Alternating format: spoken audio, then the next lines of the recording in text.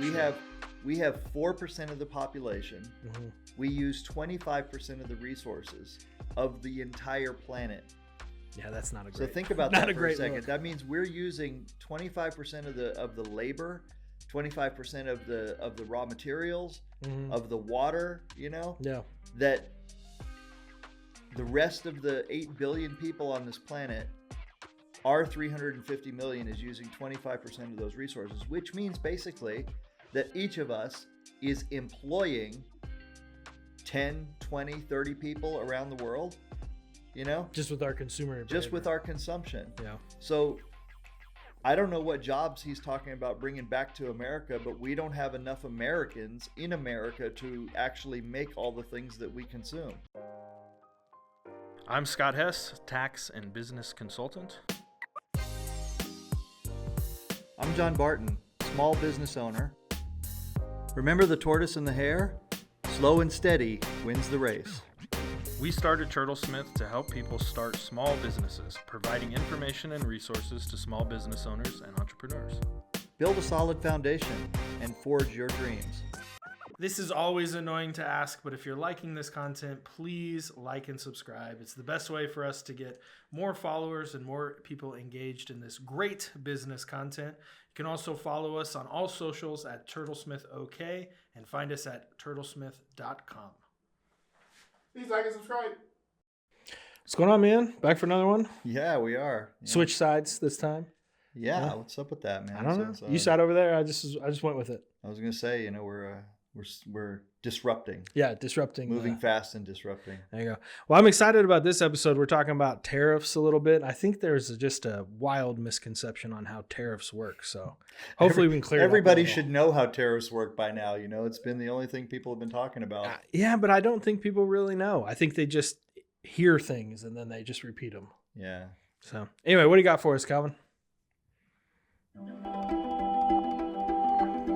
U.S. manufacturers make cars for $100, and they are selling briskly here at home. But the Chinese enter the market. They set their prices at $75. U.S. cars don't sell as well. The government decides to help the U.S. car makers, and they slap an 100% tariff on Chinese car imports. The companies that do the importing pay the tariff to the government. They typically raise the price of their products to cover it. Now, cars from China cost $150. Consumers flock back to US-made cars, and all is good again. China may even open plants to build cars in the US, adding US jobs to avoid the tax. But China likely retaliates and slaps tariffs on US goods, making them more expensive overseas and hurting US exports in different industries. Increased demand for US cars and a lack of competition from other manufacturers may motivate US car makers to raise their prices too. The market becomes less efficient and innovative.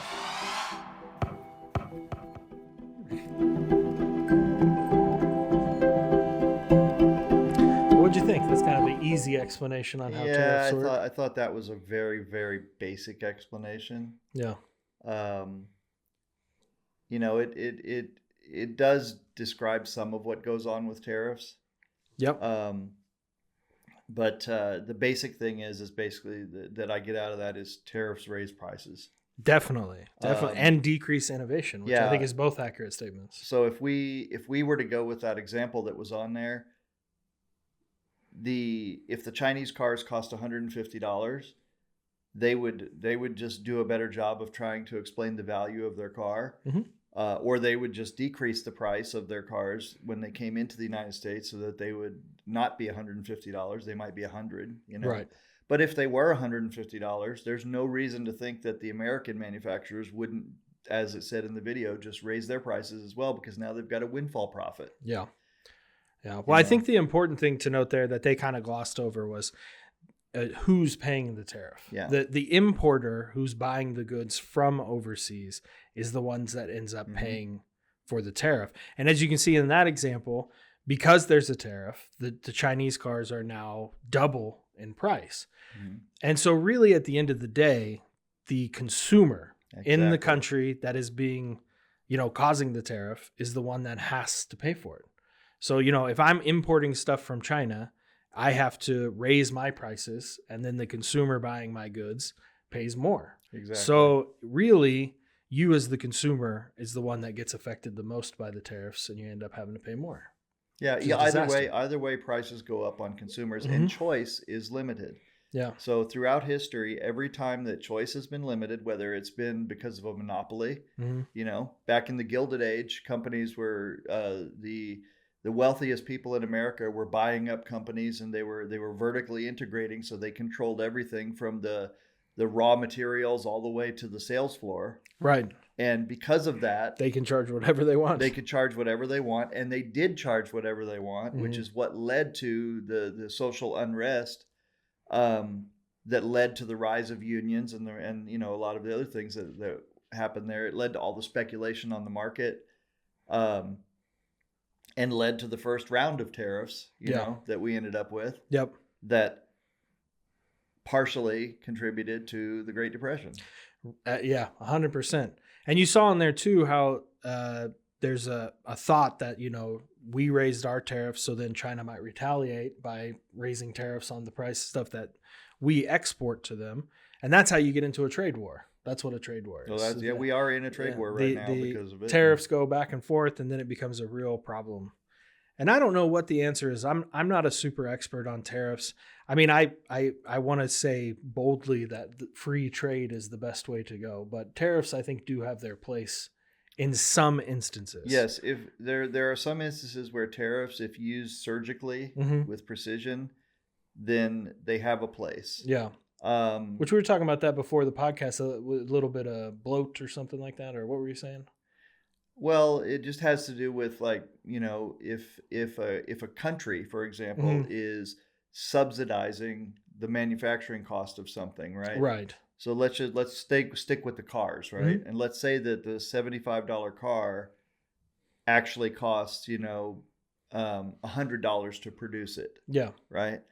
But China is, and I don't want to say China here, but let's say another country is giving the manufacturers of the cars the extra $25, so that they can sell it in America for $75. Right.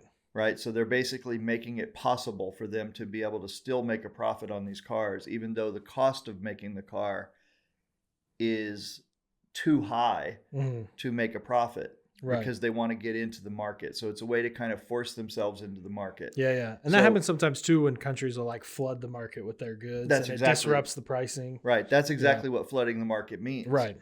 Now, that's not only countries that do that. There are companies that do that as well. Yeah.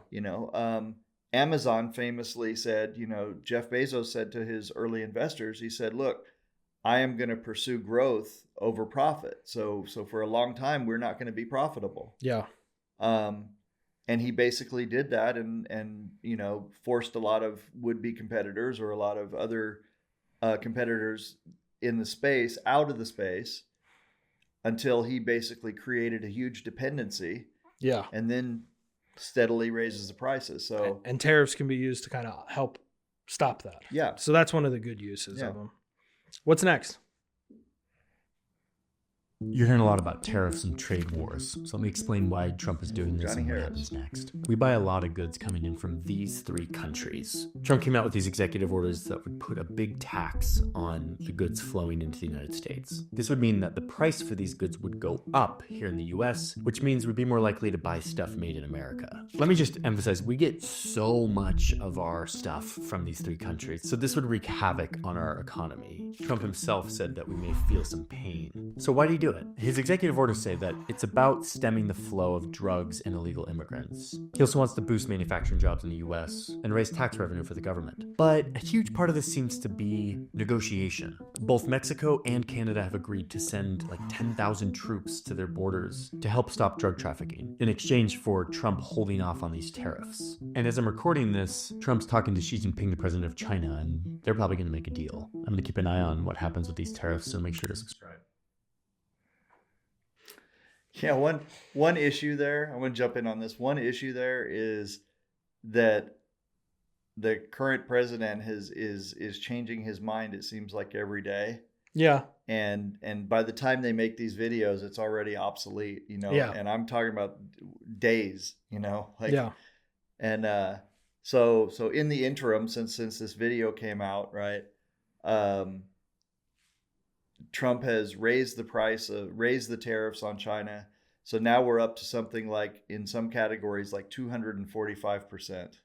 It's wild. I mean, the ridiculousness of that is nuts. Yeah. The amount of disruption that this is going to cause. Trump says, "Oh, you're going to feel some pain." No, people are going to feel like they're being murdered. That bad, huh? Yeah, no, for real. I mean, it's easy for us to sit here and not think much of it because we're not really feeling it yet in our day-to-day lives. Yeah. But there has been a giant emergence of small-scale manufacturing in this country. Yep. Because of the fact that people have been able to communicate with overseas suppliers. These overseas suppliers, have agreed to small minimum quantities. Right. Yeah, which none of the U.S. manufacturers will right. do. Exactly. So and there's a lot of these suppliers, so you've got choices, things like that, and it means that we have millions of companies in the United States, small businesses, that are flying under the radar, that are just they're doing their own thing. They've got 5, 10, maybe 20 employees. And these people are dependent on all of these parts, all of these products, that they get from overseas. And I'm not talking about just from China, but China's a big one. Right. And all of these businesses are going to suffer. Yeah. Chinese is kind of dominating the news, but we also have a lot of trade with Mexico, a lot of trade with Canada. That's also being China isn't even our biggest trading partner. I mean, it's actually Mexico and Canada. Right. And I mean, to go after Canada, for God's sakes, some of the things they talked about, the tariffs that Canada imposes, those are only triggered if in the very incredibly unlikely event, we would send X amount of product to Canada at X price, that's when tariffs would kick in. And that's right. that's something that's impossible to happen. Yeah. So I don't even know why it's on the books, to be honest with you. I haven't studied it enough.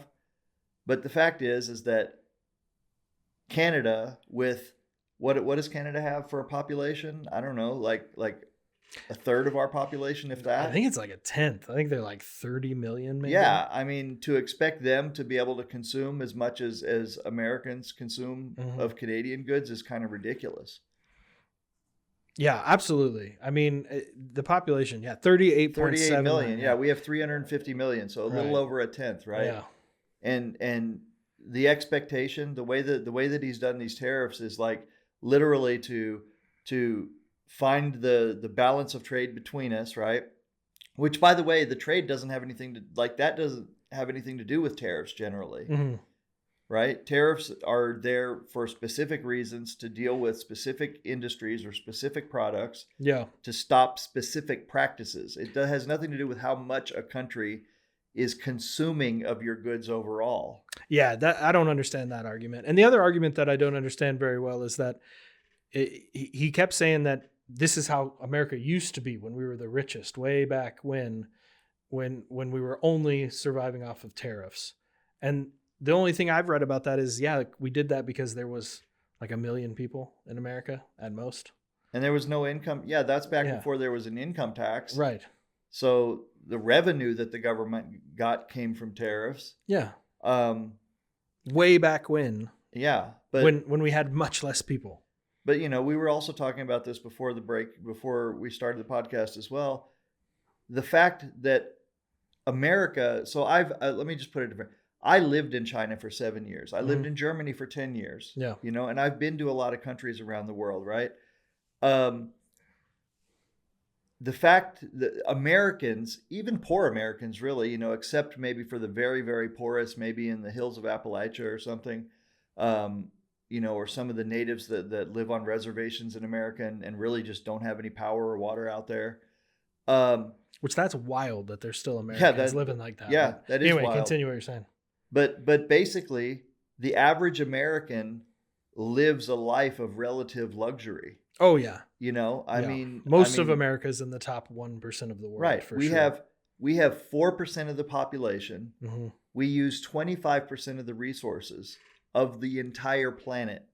Yeah, that's not a great. So think about not that a for a great second. look. That means we're using 25% of the labor, 25% of the raw materials, Mhm. of the water, you know, Yeah. that the rest of the 8 billion people on this planet, our 350 million is using 25% of those resources, which means basically that each of us is employing 10, 20, 30 people around the world, you know, Just with our consumer. just with behavior. our consumption. Yeah. So I don't know what jobs he's talking about bringing back to America, but we don't have enough Americans in America to actually make all the things that we consume. And definitely not enough who want those jobs. Now that's another conversation about whether we consume too much or everything, but you're talking about, you know, Trump is not talking about stopping consumption. He's not talking about, you know, No. people need to start growing their own food. No, he's talking about bringing manufacturing back to America, Right,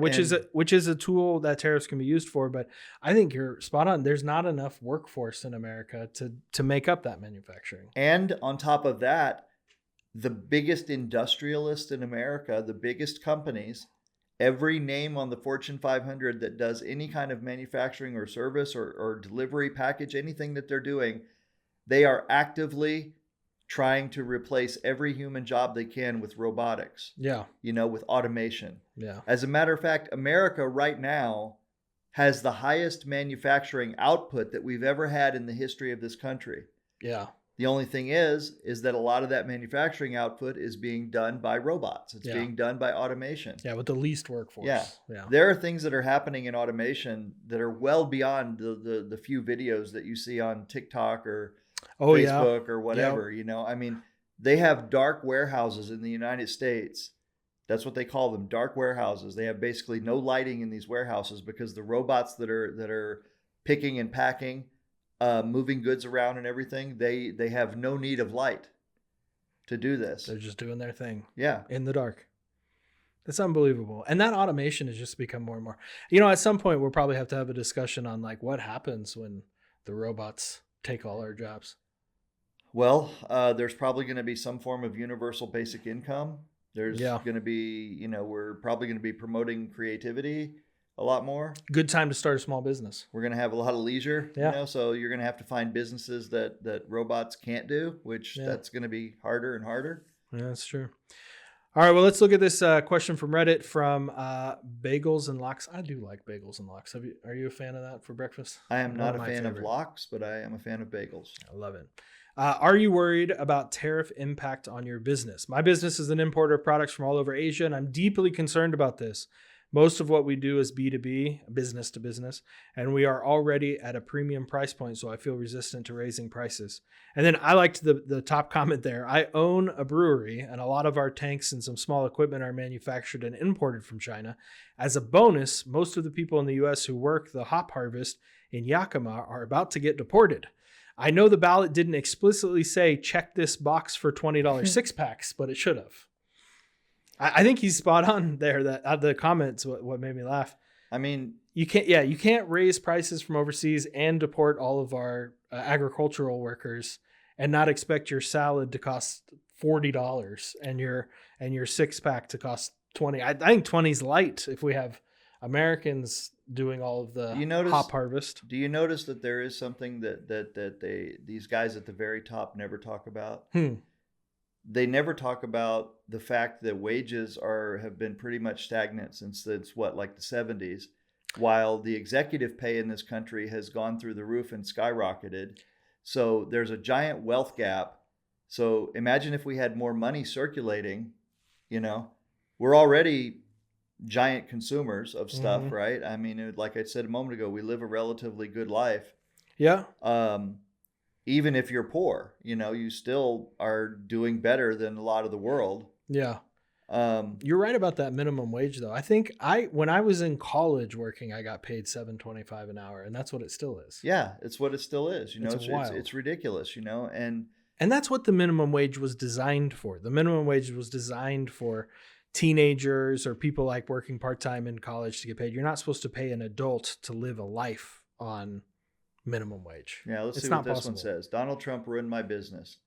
Donald Trump is going to ruin a lot of people's businesses, and I'm sorry to say that, but and if there's people that watching this podcast that disagree, by the time this podcast airs, as we just talked about, the landscape will have changed, dramatically in another week. Tariff might be 400%. The tariff might, it's ridiculous. He announces, it started out at like 30, 40, 50%, and now it's 100, 150, 200. So but this anyway, this is one of the ones that we were kind of talking about. But go ahead. I'll read this one. Mm-hmm. Yeah. But basically this right here is one of the examples. So I'm an Amazon seller. I sell toys. My best-selling product is made of stainless steel and sourced from China. U.S. does not have a domestic toy market. Even with 200% tariffs, it would still be cheaper for me to source from China instead of producing in the U.S. My product was loaded onto the boat March 1st, and I expected to pay 25% Section 301 tariffs, plus an additional 10% China tariff and a 3% duty. I don't understand what the difference is between duty and tariff in this context, but anyway. The boat departed a day after Trump announced the additional 10% China tariffs, so now it's 20%. On March 12th, a new 25% tariff on steel goes into effect on all countries importing steel into the U.S. I expected to pay 38% in tariffs, but now I will be paying 73%. I wonder how much of these tariffs I can claw back by pretending the Gulf of Mexico is called the Gulf of America. I'm trying not to get political, but thank you for ruining my business overnight, Donald. No warning. You gave me no time to plan. Announcing tariffs to go into effect in the next 12 hours is unprecedented. Oh, and you still haven't closed the de minimis loophole that my competition exploits daily. Sorry for the rant, guys. Yeah, I that's made a kinda white wild. YouTube video explaining things more in depth. Maybe we ought to watch her video, but hold off on that for a second. So let me just get to a couple of these things that are important here, right? Number one, she's right. We don't have a domestic toy industry that's able to produce toys in the volume that that is needed, to run small toy businesses. Yeah, you were just saying that before. There is not enough manufacturers in the U.S. who will do smaller orders for people exactly like this. So people who have carved out a great living selling toys or small products are destroyed now. And I have seen these guys. So in my time, right, in the last 17 years of doing pool cue cases, I've seen people make real businesses out of selling billiard supplies online, for example. Yeah. Starting out, like literally starting in their garage with a few items. Now they employ 5, 10 people, 20 people. We have several clients that come and do exactly the same thing that you're talking about. Just selling something small in a niche product, small manufacturing overseas. They ship it here and sell it online. One of my customers started out as a farm implement supplier, right? Yeah. And billiards. Mm-hmm. This was their business. During farming time, they sold tractors, or they still sell tractors. And during winter time, when there's no farming, they sold billiard supplies. That's interesting. Bill Gates selected their town, Coldwater, Michigan, to be a test town for high-speed internet. Oh, okay. This is a while ago then. This is a while ago, right? So they thought to themselves, what should we do if we can now have high-speed internet? So they created a website to sell billiard supplies. Okay. Now that website, they make millions of dollars a year, and they are a big buyer of billiard supplies domestically and foreign goods, right? So a lot of their stuff that they bring in is from China or from different places around the world. Now overnight, right, all of the prices for all of that stuff is going to go up more than 100%, 150%. By the way, I should mention, when it says tariffs, like, they're not talking about like the the retail price. So if the retail price of something is $200 and somebody says there's 100% tariff, it doesn't mean that it's going to automatically jump to $400. Right. It's the imported price, which is usually knocked up once, if not 2 or 3 times. Correct. Right. Yeah. It's the landed price. So if that thing lands at the port in America and there's an invoice that says it's worth $100, like the importer is paying $100 for it, that importer would need to pay the $200. Which I think that's an important distinction to make, because when somebody's importing it, usually it goes through like a middleman, then to the person who's actually selling it, and then they set the price. So for example, like an importer will bring in products to wholesale to retail stores that then mark it up. So the price might come in at 100, the importer raises his price to 150, which is what the retail store buys it for, and then they end up selling it for $300. So it kind of just keeps going up. The more hands it touches, everybody has to make their little margin. So it could end up that some products end up costing well more than 100%, over the price. But, they're basically looking at all of their, a majority of the products that they sell, a lot of which cannot even be sourced in the United States. Yeah. Are going to raise up, 300-400% or something. And a lot of companies too, like especially big companies, I've heard have been going to Trump and getting like exceptions and like exemptions from certain things. So really it's just killing the smaller guys. And that exactly. So that's another thing that he's doing is basically, if you're a big enough company, you can essentially just go to the White House and get a meeting with him and carve out an exemption for yourself. Yeah. Which is another thing that's going to kill the small businesses that have no chance to do that. Like they don't even if they're part of a trade organization, their lobbyists aren't powerful enough to do it. So, I mean, really when it comes down to is that these tariffs are going to affect the small business owners and the consumers of the goods by far the most. The most, absolutely. Yeah, big corporations and billionaires that own the companies, they don't even notice, or they get out of it. Yeah, we talked about Apple airlifted $600 million worth of iPhones to India. Isn't that called the Tijuana two-step? Isn't that what you told me it was? No, the Tijuana. That's how they used to be. The Tijuana two-step is actually, it's sort of a version of that. Yeah.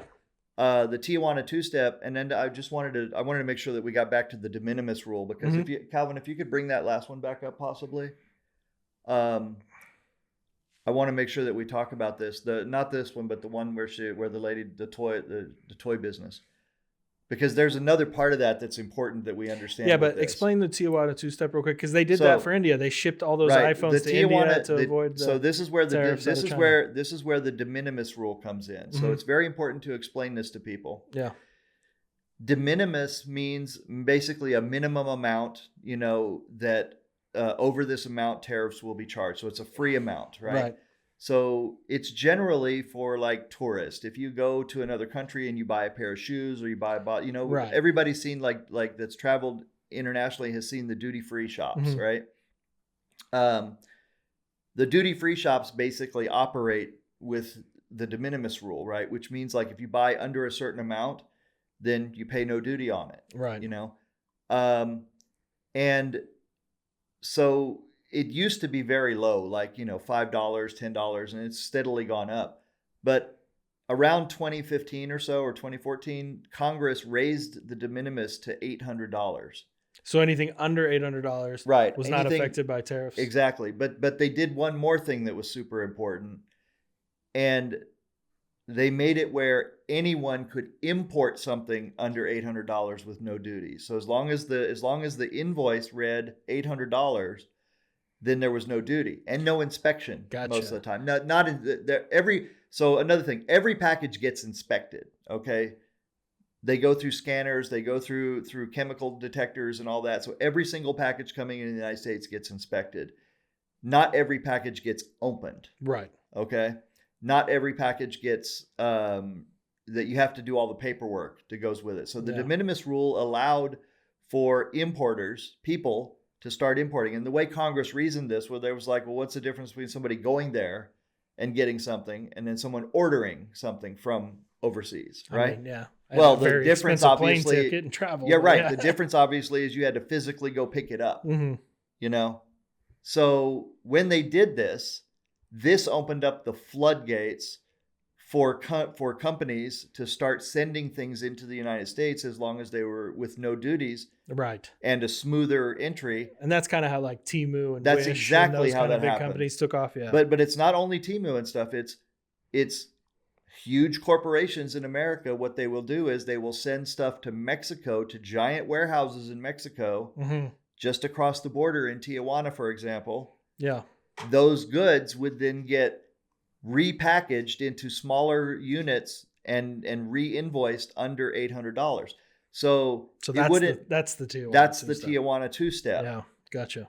So that's the way that's been happening, and so when this person says, "Oh, and you still haven't closed the de minimis loophole that my competition exploits daily," that's sorry for the rant. That's what she's talking about. But I need to say this: Trump did in fact close that loophole. He did. Now, when she wrote this, when was this? A month ago. Okay, so now we're talking about how fast things go, right? Yeah. So when she wrote this, he did in fact close the loophole, but he moved it to where it wouldn't take effect until May 2nd. Yeah. So that it's completely closed. But what he did from the time that he addressed it, he said that anything coming into the United States would be subject to a tariff of $90, 30% in the de minimis, or $90, whichever one is lower. Okay. Then he immediately raised that to like $150, or I think it was 75 and then 150, right? It's so hard to keep up with all this. I've looked through so many different articles. Yeah, it's changing rapidly, and it'll change by the time this comes out. Yeah, even the shipping companies are having a hard time keeping up with the information and keeping their blogs. And it changes in transit, so the rule doesn't count till it gets here, right? Yeah. So that becomes wild. Yeah, exactly. That like they're literally like a lot of companies have canceled their orders with their Chinese companies. These were orders that were already on the water. Mm-hmm. So typically in China, you pay 30% down when you buy something, right? Yep. And then there'll be different terms like freight on board or all the way, door to door, stuff like that. And then they'll collect the rest of the money. Yeah.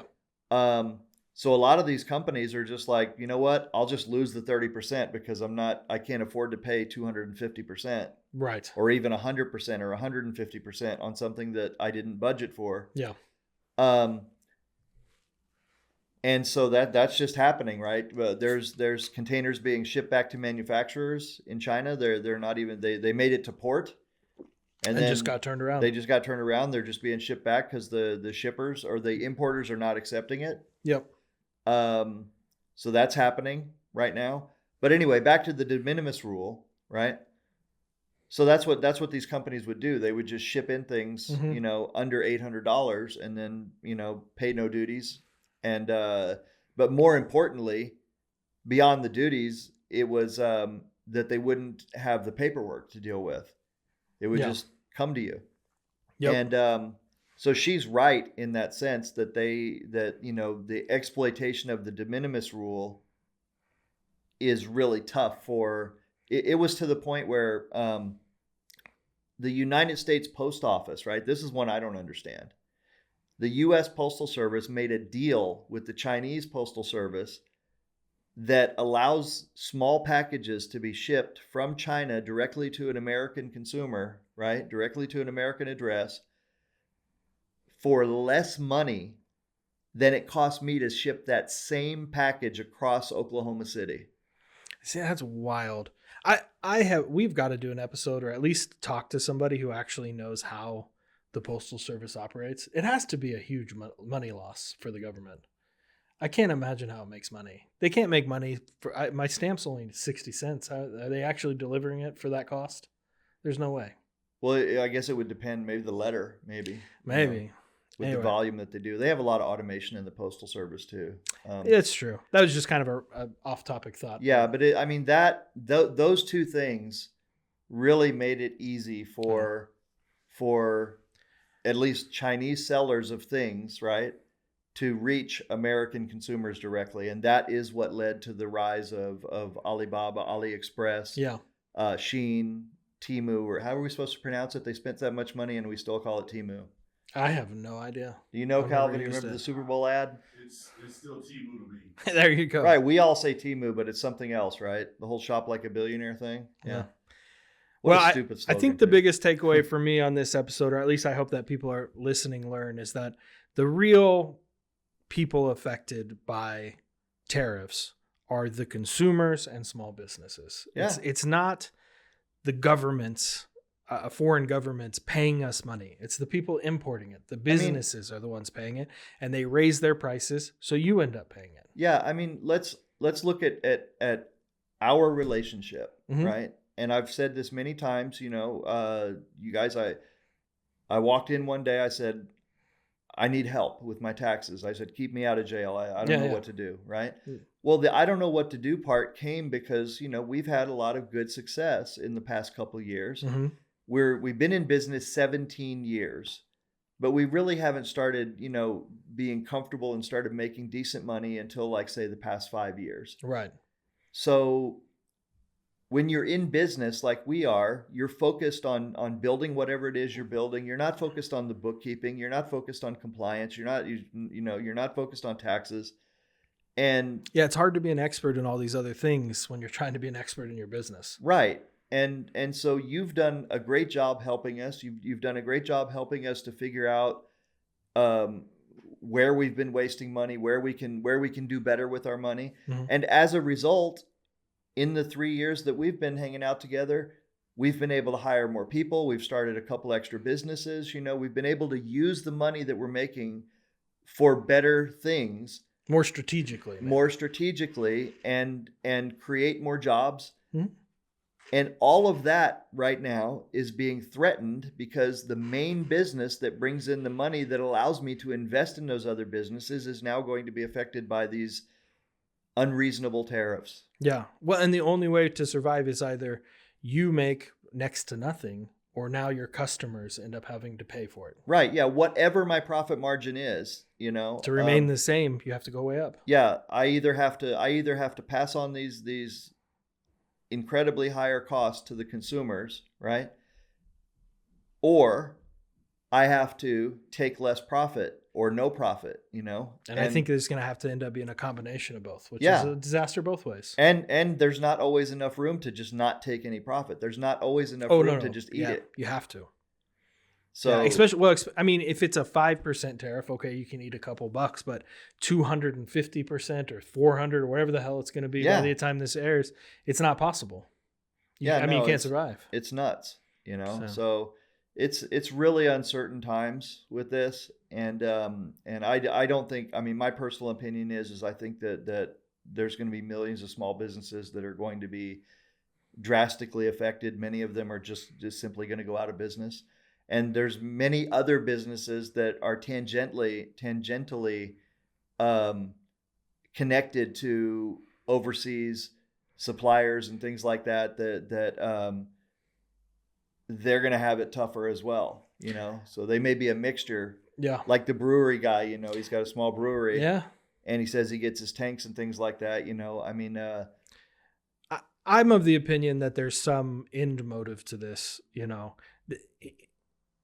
I don't think that the government can realistically expect that 2 or 3 or 400% tariffs for a long term is going to be viable. It's going to not only hurt us, it's going to hurt all the countries we do business with. So there's going to have to be some kind of stabilization to this, which I think will just be reflected in all of us paying a little bit more for stuff than we wanted to, and a lot of small businesses being hurt, like you said. well, But you don't think there's a master plan? Maybe well, there's first not. of all, yes, I don't think there's a master plan. I think that this is just simply bullying and just Posturing.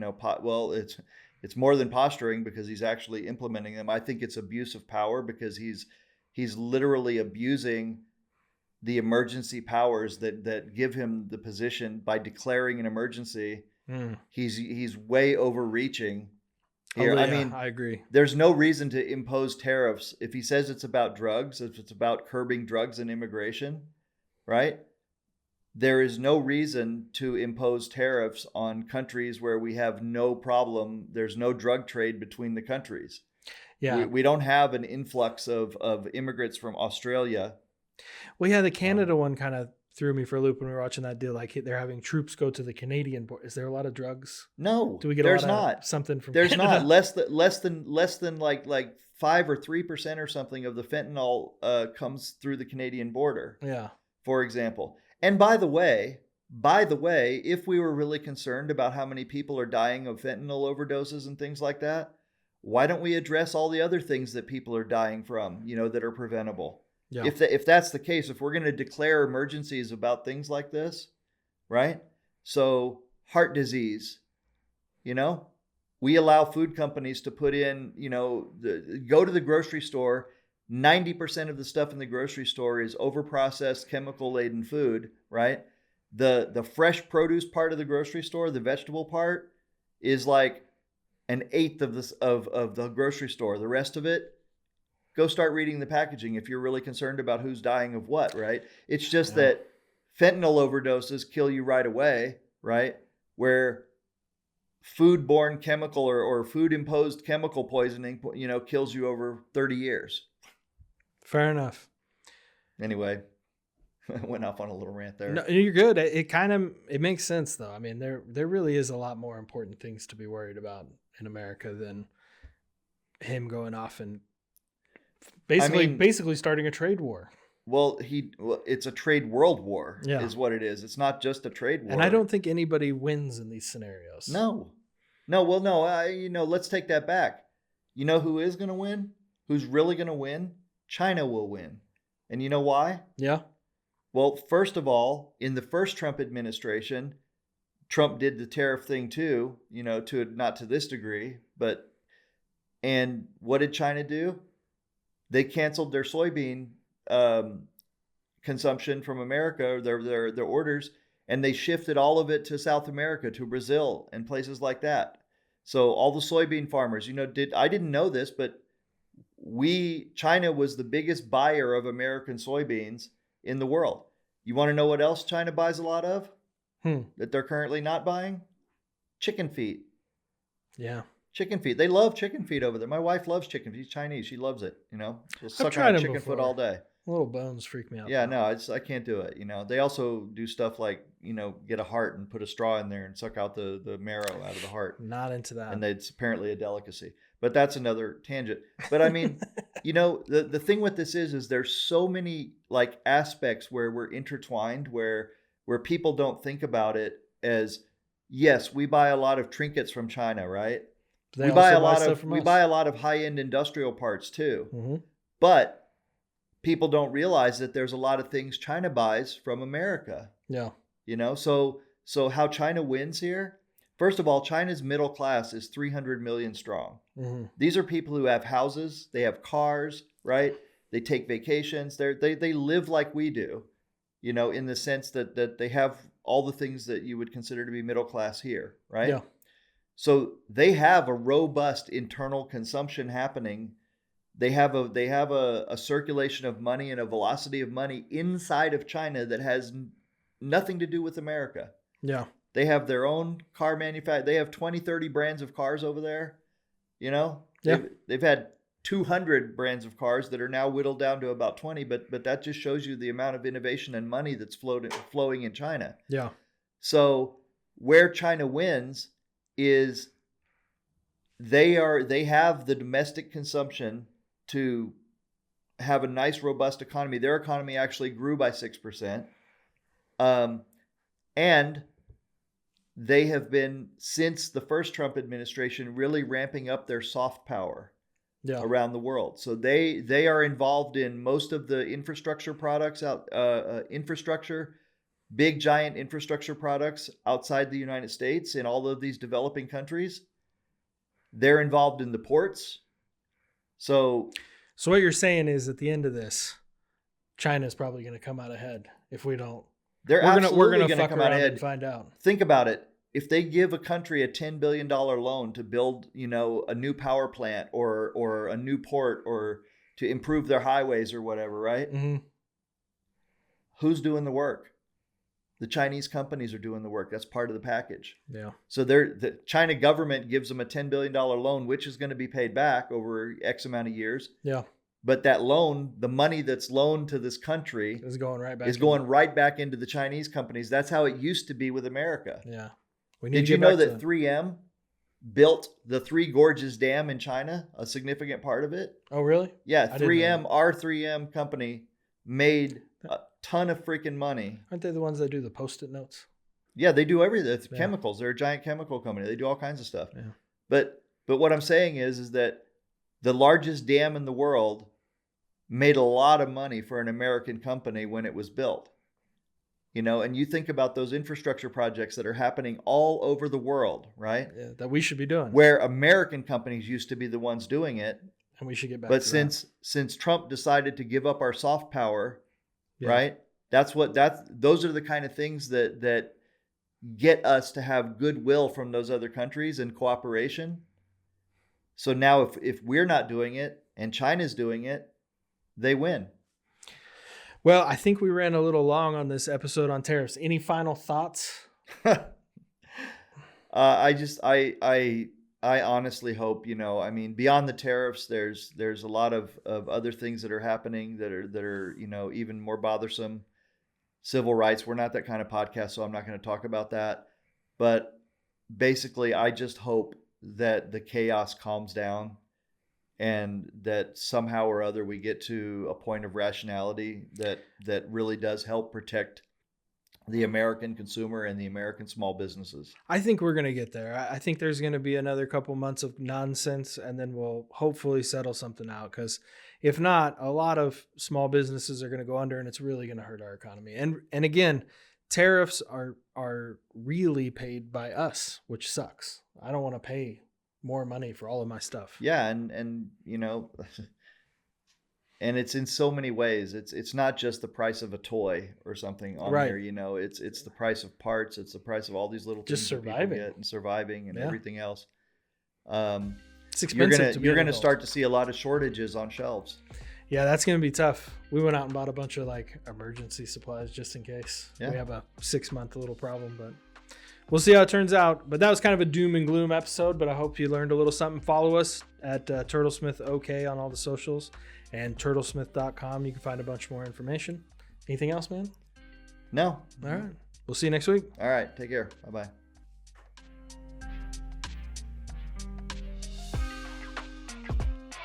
This is always annoying to ask, but if you're liking this content, please like and subscribe. It's the best way for us to get more followers and more people engaged in this great business content. You can also follow us on all socials at Turtlesmith OK and find us at turtlesmith.com. Please like and subscribe.